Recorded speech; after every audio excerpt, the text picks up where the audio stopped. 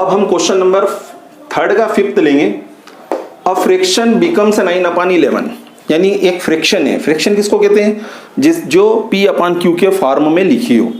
P/Q मतलब ऊपर और नीचे, यानी ऊपर न्यूमरेटर और डिनोमिनेटर होता है, कहने का मतलब फ्रैक्शन के अंदर। तो फ्रैक्शन कितनी हो जाती है? 9/11। कब होती है 9/11?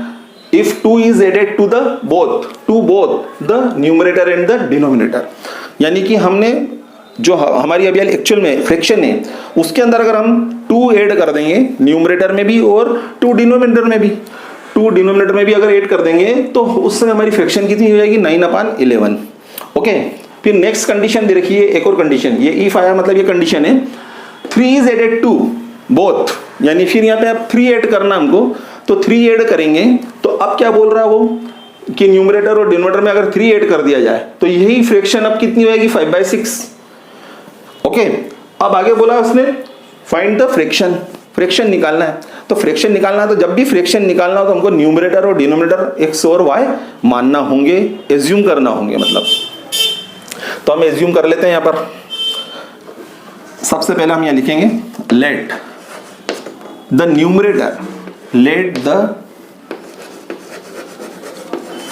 Numerator be x and the denominator b and the denominator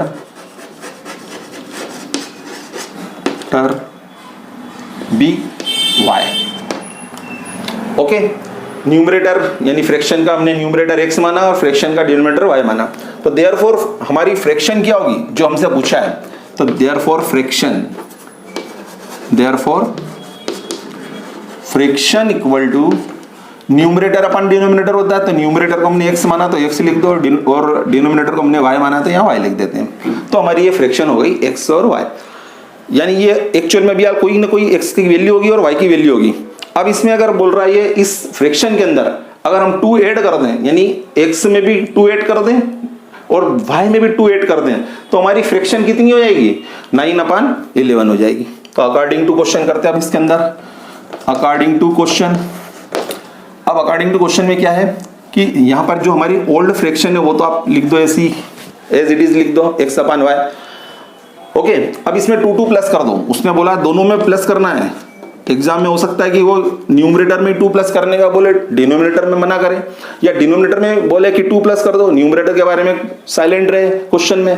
तो ऐसी कंडीशन में जिसमें बोले उसी में ऐड करना है, या दोनों में बोला था तो हमने दोनों में ऐड किया है, यानी कि x की वैल्यू में 2 प्लस कर देंगे, y की वैल्यू में 2 प्लस कर देंगे। तो ये जो हमारी फ्रैक्शन थी जो पहले थी वो अब कितनी हो जाएगी? 9/11। ओके, अब इसको सॉल्व करेंगे हम। तो ये इसको सॉल्व कर लेते हैं। तो इक्वेशन अभी के एक्चुअल में अपान में है ये, इसको अपने को लीनियर इक्वेशन में लाना है। तो x+2 में 11 का मल्टीप्लाई कर देंगे तो इस तरह से ये सॉल्व हो जाएगा आगे। तो 11 का x में मल्टीप्लाई करेंगे 11x आएगा, प्लस 11 का 2 में मल्टीप्लाई करेंगे तो 22 आएगा। इसी प्रकार 9 का y में मल्टीप्लाई करेंगे 9y आएगा, फिर प्लस का प्लस और 9 2 जा 18। ये हमने एक लाइन में लाने के लिए इसमें क्रॉस मल्टीप्लाई कर लिया, मतलब ये न्यूमरेटर का इधर के डिनोमिनेटर में और ये डिनोमिनेटर का न्यूमरेटर में मल्टीप्लाई कर देंगे। अब आगे बढ़ते हैं। अब जितने भी वेरिएबल हैं 11 और 22 सॉल्व नहीं होगा, क्योंकि इसके साथ x है उसके साथ x नहीं है, तो ये नॉन वेरिएबल होने के कारण ट्रांसफर हो जाएगा और उधर से ये 9y वेरिएबल होने के कारण इधर आ जाएगा। यानी एक तरफ सारे लेफ्ट हैंड में वेरिएबल लिख दो, नॉन वेरिएबल सेकेंड कंडीशन में रख दो। तो यहाँ आएगा 11x 9y equal two plus का 18 प्लस का 22, उधर जाएगा तो माइनस का 22। ये सॉल्व नहीं होगा 11 और 9, क्योंकि इसके साथ x इसके साथ y डिफरेंट है, दोनों सॉल्व नहीं होते हैं। तो 11x minus 9y as it is लिखेंगे हम। 18 में से 22 को माइनस करेंगे तो माइनस का 4 आएगा, ये माइनस का 4 आ गया। ये इक्वेशन नंबर हम यहाँ दे सकते हैं 1 नंबर। अब सेकंड नंबर बनाएंगे किससे? अब कंडीशन ये लेंगे यहाँ पर। अब उसने दिया था यहाँ पर इफ 3 इज एडेड, किसमें ऐड करना है? बोथ। अब यहाँ पर नाउ वंस अगेन वापस हम क्या करने वाले हैं? अकॉर्डिंग टू क्वेश्चन करने वाले हैं। लेकिन यहाँ हमारी जो फ्रैक्शन थी पुरानी, अब उसने बोला 2 प्लस नहीं करना, 2 प्लस करके तो हमने एक इक्वेशन निकाल लिया, 3 प्लस करके दूसरी इक्वेशन निकालना है। तो यहाँ पर आएगा 3। ओके, ये 3 लेंगे तो x प्लस 3 और y प्लस 3। अब जो पुरानी फ्रैक्शन थी उसमें अगर 3 3 प्लस कर देंगे दोनों में, तो अब हमारी फ्रैक्शन कितनी हो जाती है, यहाँ पर दिया था हमको 5/6 हो जाती है, यानी 5/6। तो ये उधर जो रिजल्ट आता है ये, यानी ये जो प्लस करने पर जो चेंज हुई फ्रैक्शन, उसका अपना आंसर आ रहा है, वो उधर राइट हैंड साइड में लिखेंगे। और फिर हम क्या करेंगे, क्रॉस मल्टीप्लीकेशन, यानी 6 का मल्टीप्लाई इन दोनों में करेंगे। प्लस का साइन है, वेरिएबल नॉन वेरिएबल, इसलिए दोनों में होगा, इसका 6 का इधर और y प्लस 3 में 5 का। तो 6 का 3x में मल्टीप्लाई करेंगे पहले, तो 6x आएगा प्लस 6 3 जा 18 इक्वल टू 5 का y में मल्टीप्लाई करेंगे 5y प्लस 5 का 3 में मल्टीप्लाई करेंगे तो 5 3 जा 15। अब वही वेरिएबल एक तरफ कर दो आप, तो 6x minus 5y equal to 15 का 15 और प्लस का 18 है, उधर जाएगा तो माइनस का 18 हो जाएगा। फिर 6x का 6x माइनस 5y का 5y इक्वल टू 15 में से 18 माइनस करेंगे, ये आएगा माइनस का 3 और इसको इक्वेशन नंबर 2 दे दो। ये 2 इक्वेशन आ गई। अब हम जैसे करते हैं सब्स्टिट्यूशन मेथड से सॉल्यूशन, वैसे ही करेंगे। अब इसके लिए क्या करना पड़ेगा, इक्वेशन नंबर 1 से 3 बनाएंगे अपन, तो यहाँ लिखेंगे फ्रॉम इक्वेशन 1। अब इक्वेशन 1 में क्या है, यहाँ पर तो दोनों जगह कोफिशिएंट है, फिर y की वैल्यू निकालते हैं आज हम फिर वापस। तो 11x माइनस 9y माइनस 4 दे रखा है, तो यहाँ पर हम क्या करेंगे, 11x को उधर ट्रांसफर कर देंगे, तो इधर बचेगा माइनस का 9y इक्वल टू माइनस का 4 और ये प्लस का 11x ट्रांसफर करेंगे उधर, तो माइनस का 11x हो जाएगा।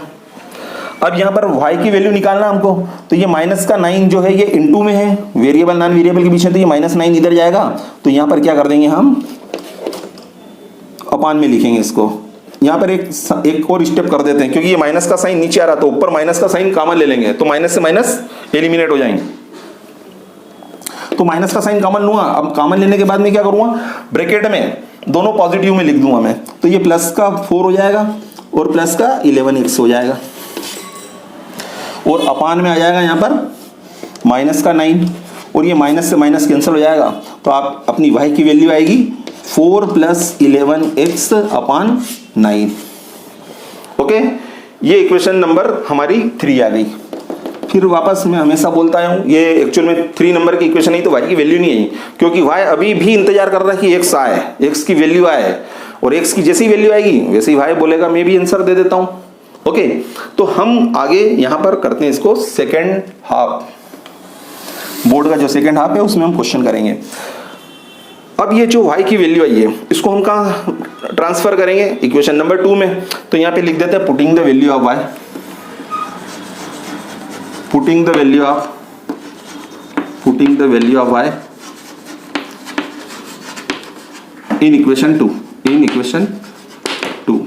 अब इक्वेशन 2 में ट्रांसफर करो, यहाँ पे 6x एज इट इज लिखेंगे हम, यहाँ 6x, फिर -5 और ये y की जगह y की वैल्यू लिखेंगे, है ना, -5 के बाद y की जगह y की वैल्यू 4 प्लस 11x अपान 9, फिर इक्वल टू के उधर लिखेंगे -3, इक्वल टू के उधर -3 लिखेंगे। अब इसको सॉल्व करो, तो 6x माइनस का 5 का मल्टीप्लाई 4 में भी होगा और इधर 11x में भी होगा, यानी -5 का मल्टीप्लाई इन दोनों में करना है, तो माइनस प्लस -5 4 जा 20 माइनस प्लस -5 का 11 मल्टीप्लाई करेंगे 55x और अपान में आ जाएगा, इसके ही अपान में आएगा खाली 9, ये यहाँ पर इसके अपान में कुछ नहीं है तो 1 मानेंगे, इक्वल टू माइनस का 3। अब इसको सॉल्व करेंगे तो कैसे करेंगे, अब फिर वही 5 एरो मल्टीप्लीकेशन कर देते हैं यहाँ पर, क्यों, क्योंकि ये फ्रैक्शन है ये भी फ्रैक्शन है, दोनों के बीच में काय का साइन है, माइनस का, तो ट्रिपल एरो मल्टीप्लाई करेंगे और फिर इक्वल टू के बाद डबल एरो मल्टीप्लाई करके 5 एरो मल्टीप्लीकेशन मेथड जैसा कि हम हमेशा निकालते आए उसी से करेंगे।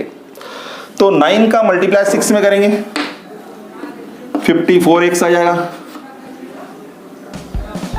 अब इसके आगे करेंगे -1 का मल्टीप्लाई इसमें दोनों में करेंगे तो वही -20 -55x आएगा, और अब इसके अपान में 1 और 9 का मल्टीप्लाई हो जाएगा तो 9 आ जाएगा, 9 1 जा 9 इक्वल टू -3। अब आगे बढ़ते हैं, 54x और -55x ये दोनों सॉल्व हो जाएंगे, क्यों, क्योंकि दोनों के नीचे x है, तो माइनस के 55 में से 54 गया तो माइनस का x बच जाएगा 1x, यानी कि x लिखेंगे उसको, तो -20 माइनस x अपान में यहाँ लिखेंगे 9 और इक्वल टू आएगा -3। अब सॉल्यूशन होगा नहीं है तो नीचे 1 मान के इसका क्रॉस मल्टीप्लाई कर देंगे। ओके, अब मल्टीप्लाई करते हैं, -20 माइनस x का 1 में मल्टीप्लाई करेंगे तो माइनस का 20 माइनस का x और इक्वल टू 9 का -3 में मल्टीप्लाई करेंगे तो -9 3 जा 27। अब x की वैल्यू निकालना हमको, तो ये 20 को उधर ट्रांसफर कर दो, तो ये माइनस का x बचेगा इधर, -x -27 और माइनस का 20 उधर जाएगा तो प्लस का 20। अब सॉल्व करेंगे तो माइनस के 27 में से 20 को माइनस कर देंगे, क्यों? क्योंकि ये माइनस है ये प्लस है, प्लस माइनस माइनस होता है, 27 में से 20 माइनस कर देंगे और बड़ी नंबर कौन सी है यहाँ पर 27 है, तो ये माइनस का साइन आ जाएगा यहाँ पर -7 और इस तरह से ये कैंसिल हो गया। अब हम आगे ये जो x की वैल्यू प्राप्त हो रही है हमको 7 आ रही है, अब y की वैल्यू निकालना है, तो अब यहाँ पर कहाँ ट्रांसफर करेंगे हम 3 में, तो फ्रॉम इक्वेशन 3 यहाँ लिख देते हैं, फ्रॉम इक्वेशन 3।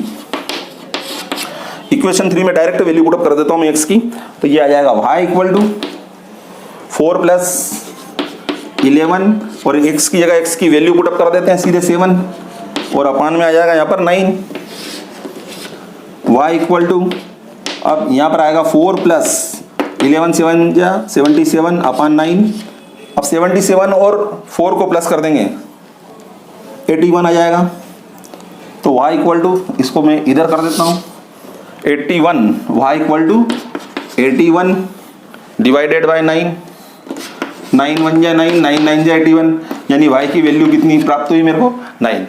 अब उसने क्वेश्चन में हमको बोला था फ्रैक्शन निकालो, x y के आंसर हम नहीं लिखेंगे, हमको आंसर किसका पूछा है हमसे फ्रैक्शन पूछिए, तो फ्रैक्शन के लिए हम क्या करेंगे यहाँ पे लिखेंगे फ्रैक्शन इक्वल टू, क्या मानी थी हमने x अपान y, तो x की जगह x का आंसर लिखेंगे, x का आंसर आया था हमारा 7 और यहाँ पर y की जगह y की वैल्यू ले लेंगे 9, तो ये आ जाएगा फ्रैक्शन 7/9, ये हमारा आंसर है। अब इसको चेक भी कर सकते हैं, एक चेकिंग में करके बता देता हूँ फर्स्ट के अकॉर्डिंग। उसने क्या बोला था यहाँ पर कि अगर न्यूमरेटर में अगर 2 प्लस कर दें, यानी कोई फ्रैक्शन थी हमारी पहले, देखो ये थी, अब इसमें उसने ये ली होगी और इसी के अंदर चेंजेस करा और ये आपको अननोन फिगर दे दिया, तो 7 में हम क्या कर देंगे, पहली सिचुएशन के अनुसार उसने यहाँ x की वैल्यू जो हमने निकाली उसमें 2 प्लस कर दो, y की जो वैल्यू निकाली उसमें 2 प्लस कर दो, यानी 7 में 2 प्लस कर दो, 9 में 2 प्लस कर दो, तो ये आंसर आ जाएगा हमारा 7 2 9 और 11। ये देखो उसने क्वेश्चन में दिया था यहाँ पर कि आप फ्रैक्शन है हमारी न्यूमरेटर डिनोमिनेटर दोनों में 2 2 प्लस कर दो, तो ये 9 और 11 बन जाती है फ्रैक्शन, वो बन गई। इसी तरह से सेकंड में भी आप पुटअप कर सकते हैं। तो इसके साथ हमारा क्वेश्चन कंप्लीट होता है। हम क्वेश्चन नंबर 3 का लास्ट क्वेश्चन लेंगे, 6 नंबर। इस क्वेश्चन में हमको क्या दिया गया है अब ये देखते हैं। 5 ईयर्स हेंस, 5 ईयर हेंस का मतलब होता है, हेंस मतलब होता है बाद में, इसके लिए काय का साइन आएगा, प्लस का आएगा। उसमें दे रखा है the age of Jacob will be 3 times that of his son, यानी कि जेकब है पिताजी है और उसके बच्चे जो है, तो पिताजी 5 साल बाद कितने हो जाएंगे, जो लड़के की एज है 5 साल बाद उसकी एज का 3 टाइम्स हो जाएंगे। और पहले के बारे में बताया 5 ईयर्स एगो मतलब होता है पहले, Jacob's age was 7 times that of his son, है ना। अब यहाँ पर क्या बताया कि 5 साल पहले जो जेकब की एज थी वो उसके सन की एज की कितनी थी, 7 टाइम, यानी 5 साल पहले 7 गुना था और 5 साल बाद यहाँ पर वो कितना गुना हो जाएगा, 3 गुना हो जाएगा। अब दोनों की क्या पूछी है उन्होंने बोला है व्हाट आर देयर मतलब यहाँ जेकब और उसका बच्चा दोनों की प्रेजेंट एज बताना है। तो ये क्वेश्चन को सॉल्व करने के लिए हम यहाँ पे लेंगे solution, let the present as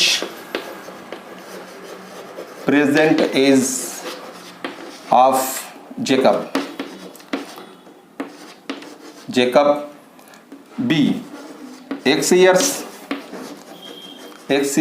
and that of मतलब वो age of son and that of son be y years, y यहाँ लिख देता हूं मैं y years। चल ये हो गया। अब यहां पर पहली कंडीशन लेते हैं according to question. According to question, अब अकॉर्डिंग टू क्वेश्चन क्या करेंगे, 5 साल बाद की बोला है, तो देखो हम यहाँ पे लेंगे अकॉर्डिंग टू क्वेश्चन में 5 साल बाद कितनी एज हो जाएगी। आज हमको मालूम है जेकब की एज x है, और इस बराबर का साइन लगा देता हूं मैं, बराबर y मतलब ये उसके सन की एज है y, और यहाँ प्लस का साइन लगा देते हैं 5 साल बाद। दोनों की एज निकाल दो 5-5 साल की। तो अभी पिता और पुत्र कभी समान होते नहीं है, फिर भी मैंने बराबर का साइन लगाया है। क्यों लगाया देखना, 5 साल बाद आज की एज में 5 प्लस कर दो तो 5 साल बाद जेकब की एज आ गई, और आज की एज में उसके बच्चे की एज में 5 प्लस कर दो तो उसके बच्चे की 5 साल बाद की एज आ गई। आज बराबर नहीं है तो 5 साल बाद भी बराबर नहीं होंगे, तो इसमें क्या करना पड़ेगा, हमको मल्टीप्लाई करना पड़ेगा। यानी जो फादर की एज है वो सन की एज की कितनी है, उसने यहाँ पे हमको दिया था 3 टाइम्स है, तो ये ब्रैकेट के बाहर हम क्या करेंगे 3 का मल्टीप्लाई कर देंगे। अब बराबर हो जाएगी, यानी सन की एज में 3 का मल्टीप्लाई कर दो। क्यों, क्योंकि पिताजी बड़े हैं, सन छोटा है, 3 का मल्टीप्लाई कर दो सन की एज में, दोनों बराबर हो जाएंगे, इसलिए यहाँ पर इक्वल टू का साइन आएगा। अब आगे सॉल्व करते हैं, तो यहाँ आएगा x + 5 इक्वल टू 3 का y में मल्टीप्लाई करेंगे 3y, प्लस 3 का 5 में मल्टीप्लाई करा तो यहाँ पर आ जाएगा 15। अब ये x एज इट इज इधर रहेगा, ये 3y उधर से इधर ले आओ, माइनस का 3y इक्वल टू 15 - 5, ये 15 का 15 लिखेंगे और ये प्लस का 5 उधर चले जाएगा नॉन वेरिएबल होने के कारण। फिर ये x - 3y इक्वल टू 10, 15 में से 5 माइनस कर देंगे तो 10 आ जाएगा। इक्वेशन नंबर 1 आ गई। अब इक्वेशन नंबर 2 बनाएंगे। अब उसके लिए फिर लेंगे now once again according to question. According to question अब क्या लेना है आपको, 5 ईयर्स अगो, अब 5 साल पहले की एज लेना है। फिर वही आज की एज ले लो, ये फादर की एज, ये सन की एज, ओके, स्पेस छोड़ के थोड़ी मैंने यहाँ पर लिखी है। अब फादर सन बराबर होते नहीं है, तो अब यहाँ पर क्या करेंगे, पहले 5 साल पहले की एज निकालेंगे। पहले के लिए क्या करते हैं, माइनस करते हैं, और जितने साल दिया है, जितने साल पहले की निकालना उतने वर्ष माइनस कर दो, तो x - 5 y - 5 हो गया। अब उसने बोला था 5 ईयर्स अगो, ये 5 साल पहले की दोनों की एज आ गई। Jacob's age was 7 times that of his son, यानी कि जो जेकब की एज थी 5 साल पहले, वो 5 साल पहले उसकी जो बच्चे की आयु है उसकी कितनी थी, 7 गुना, 7 टाइम्स, यानी 7 गुना। ये 7 और टाइम्स के लिए मैंने डॉट ले लिया, मतलब मल्टीप्लाई। अब इसको सॉल्व कर लेते हैं, तो x - 5 एज इट इज आ जाएगा, और 7 का y में भी मल्टीप्लाई होगा, 7 का 5 में मल्टीप्लाई होगा, तो ये आ जाएगा 7y - 7 5 जा 35। अब ये वेरिएबल इधर कर दो, वेरिएबल नॉन वेरिएबल सॉल्व नहीं हो रहा, तो x का x और 7y इधर आएगा, तो माइनस का 7y इक्वल टू माइनस का 35, माइनस का साइन है उधर, और ये माइनस का 5 उधर जाएगा तो प्लस का हो जाएगा। तो इस तरह से आएगा x - 7y इक्वल टू -30, तो माइनस का 35 में से 5 माइनस करेंगे तो माइनस का 30 आ जाएगा, और ये आ गई इक्वेशन नंबर 2। अब इसका हमको वो करना है, वापस कौन सी मेथड से करना है, यहाँ पर रिप्लेसमेंट मेथड या सब्स्टिट्यूशन मेथड बोल सकते हैं इसको। तो यहाँ पे इक्वेशन बनाएंगे हम फ्रॉम इक्वेशन 1, इक्वेशन 1 से 3 बनाएंगे। तो यहाँ पर देखना, यहाँ फिर आज इजी पड़ रहा है, x इधर ही रहने देंगे, x की वैल्यू निकालेंगे हम यहाँ पर पहले, x - 3y इक्वल टू 10 है। अब ये माइनस का 3y उधर ट्रांसफर कर दो, तो ये हो जाएगा x इक्वल टू 10, माइनस का था तो ये प्लस हो जाएगा, प्लस 3y, ये इक्वेशन नंबर 3 आ गई। y की भी वैल्यू निकाल सकते थे पर -3 ले जाना पड़ता, कॉम्प्लिकेटेड हो जाता, इसलिए आज फिर वही x के आगे कोई कोफिशिएंट नहीं है, तो हमने x से इक्वेशन नंबर 3 बना ली। अब ये जो x की वैल्यू है इसको कहाँ पे ट्रांसफर कर देंगे हम, इक्वेशन नंबर 2 में। तो यहाँ पे आ जाएगा putting the value of x, putting the value of x in equation 2, अब इक्वेशन 2 में ट्रांसफर कर देते डायरेक्ट। x की वैल्यू 10 प्लस 3y, ये x की वैल्यू लिख दी, फिर आगे एज इट इज उतार दो, -7y इक्वल टू माइनस का 30, फिर आगे ट्रांसफर ये 10 हो जाएगा उधर, इधर बच जाएगा अपना 3y और 7y। अब ये दोनों के यहाँ पर वेरिएबल देखोगे y सेम है, तो माइनस के 7 में से प्लस का 3 गया तो माइनस का 4y बचेगा, माइनस का 4y इक्वल टू -30, और ये 10 उधर ट्रांसफर कर देंगे तो ये माइनस का हो जाएगा, तो ये माइनस का 4y equal to minus plus होता है बट साइन माइनस का लगाएंगे, 30 और 10 दोनों माइनस के थे तो ये 40 हो जाएगा। अब y की वैल्यू निकालना है, तो ये माइनस से माइनस कैंसिल कर दो पहले, और 4y की वैल्यू 40 है तो y की वैल्यू निकालना तो 4 से डिवाइड कर दो 40 को, 40 डिवाइडेड बाय 4, तो 4 बन जा 4 10 जा, तो ये y इक्वल टू आ जाएगा आपका 10। यानी y मतलब जेकब के बच्चे की एज मालूम पड़ गई कि वो कितना है, 10 ईयर्स का है। अब इसके बाद हम y की वैल्यू को पुटअप कर देंगे कहाँ पर, इक्वेशन नंबर 3 में, यही दिख जाता है 10 3 जा 30, 30 प्लस 10 यानी 40 ईयर्स, यानी जेकब की एज 40 ईयर्स आ जाएगी। चलो इसको शो करके बता देता हूं मैं। अब ये जो y की वैल्यू आई है तो यहाँ पे लिखेंगे putting y equal to 10 in equation 3। अब 3 में वैल्यू पुटअप कर रहे हैं। इक्वेशन 3 में यहाँ पे देखो सबसे पहले x लिखा हुआ है, तो x इक्वल टू फिर 10 प्लस 3 लिख देंगे। y की जगह y की वैल्यू पुटअप करेंगे जो कि 10 कैलकुलेट की हमने। अब सॉल्व करो इसको आगे, तो x इक्वल टू आ जाएगा 10 प्लस 3 10 जा 30, 30 प्लस 10 यानी 40 ईयर्स। ये आ गई जेकब की एज। दोनों की प्रेजेंट एज पूछी थी और प्रेजेंट एज ही मानी थी हमने, है ना, x और y। तो यहाँ लिख देंगे आंसर में जेकब्स प्रेजेंट एज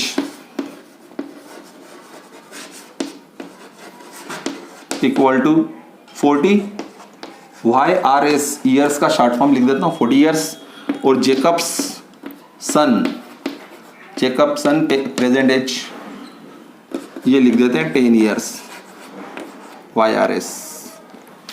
इस तरह से 40 और 10 आंसर आया हमारा, और इसी के साथ हमारी एक्सरसाइज 3.3 कंप्लीट होती है। उम्मीद है कि ये आपको समझ में आ गई होगी, और अगर फिर भी समझ में नहीं आई हो, कोई पॉइंट अगर पूछना चाहते हो तो आप कमेंट बॉक्स में आप लिख सकते हैं।